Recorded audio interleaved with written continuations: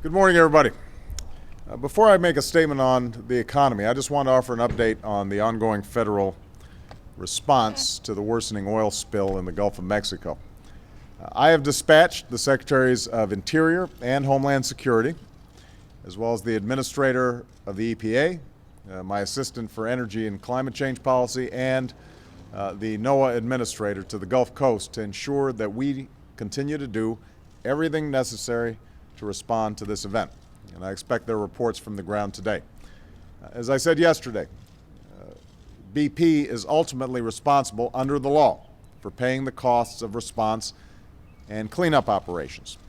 But we are fully prepared to meet our responsibilities to any and all affected communities. And that's why we've been working closely with state and local authorities since the day of the explosion. There are now 5 staging areas to protect sensitive shorelines. Approximately 1,900 federal response personnel are in the area, and more than 300 response vessels and aircraft on the scene 24/7. We've also laid approximately 217,000 feet of protective boom, and there are more on the way. I've ordered Secretary Salazar to conduct a thorough review of this incident and report back to me in 30 days on what, if any, additional precautions and technologies should be required to prevent accidents like this from happening again. And we're going to make sure that any leases going forward have those safeguards. We've also dispatched teams to the Gulf to inspect all deep water rigs and platforms to address safety concerns. So let me be clear. I continue to believe that domestic oil production is an important part of our overall strategy for energy security. But I've always said it must be done responsibly for the safety of our workers and our environment. The local economies and livelihoods of the people of the Gulf Coast, as well as the ecology of the region, are at stake.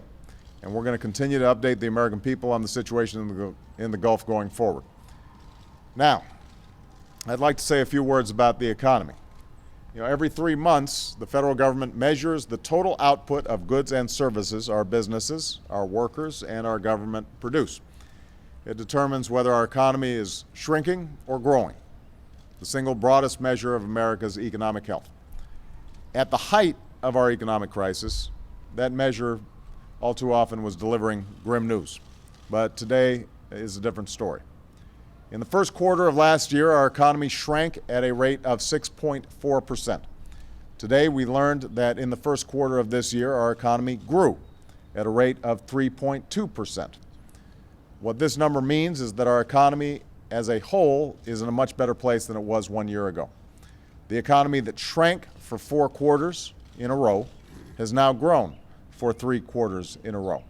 And that growth has been a condition for job growth.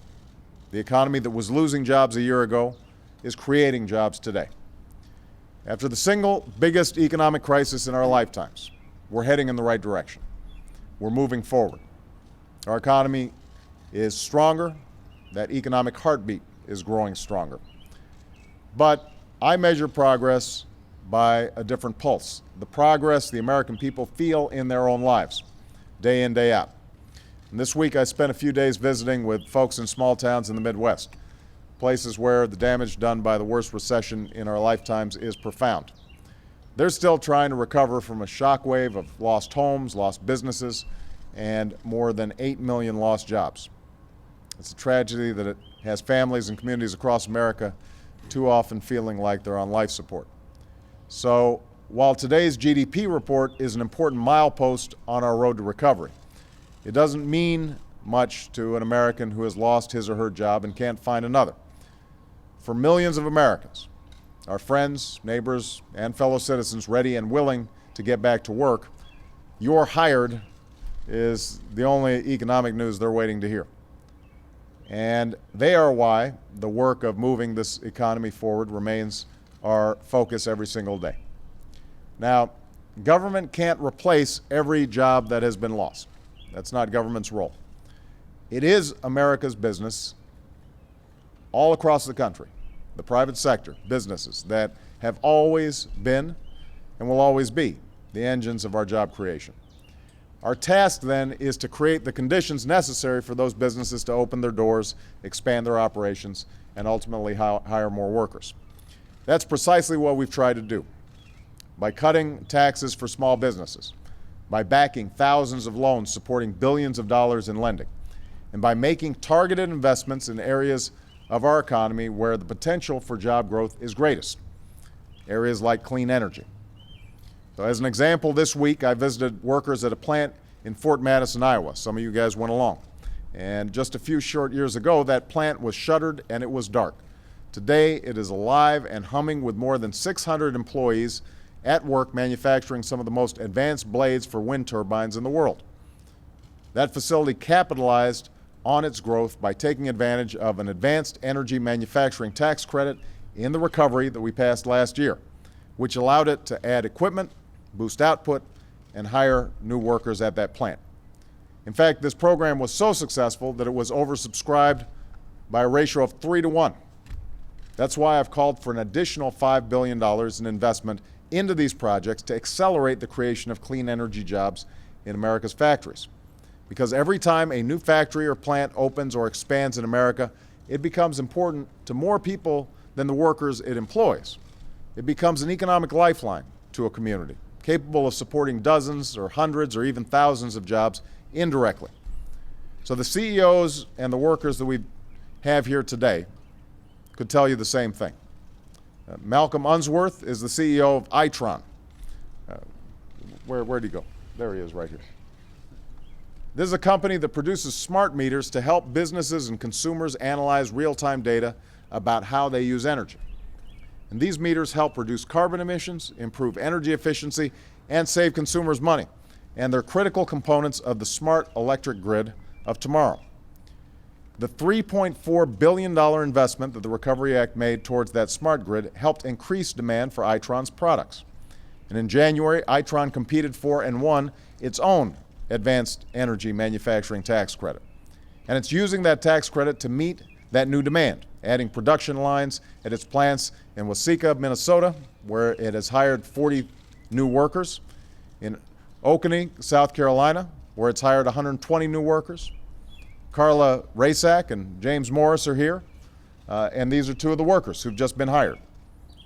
James, a native of Oconee County, recently found himself laid off from a local plant after punching in for 28 years.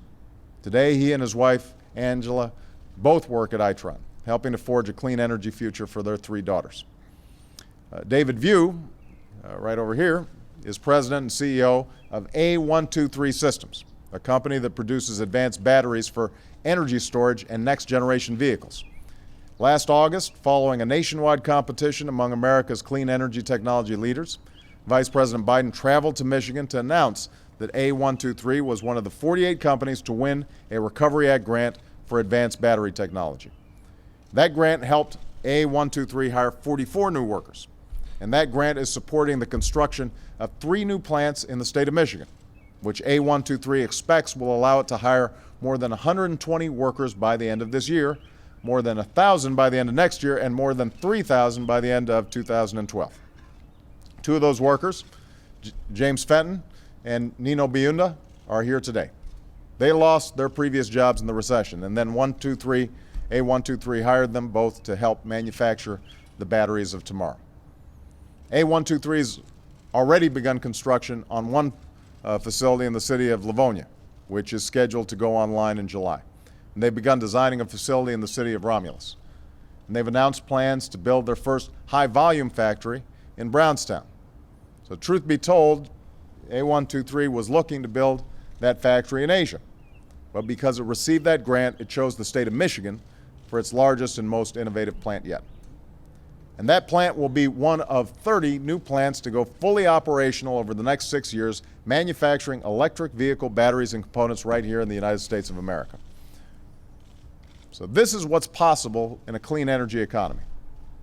These folks right here doing extraordinary work. This is what happens when we place our bets on American workers and American businesses. And we're going to continue working to help them manufacture more success stories like these across all sectors of our economy. So we've still got a long way to go on our road to recovery. There are going to be more ups and downs along the way. But today's news is another sign that we're on the right track. And we're going to keep doing everything we can to help our businesses take the baton and power our recovery today. and lead us to a more hopeful and more prosperous set of days in the future. Thank you very much, everybody.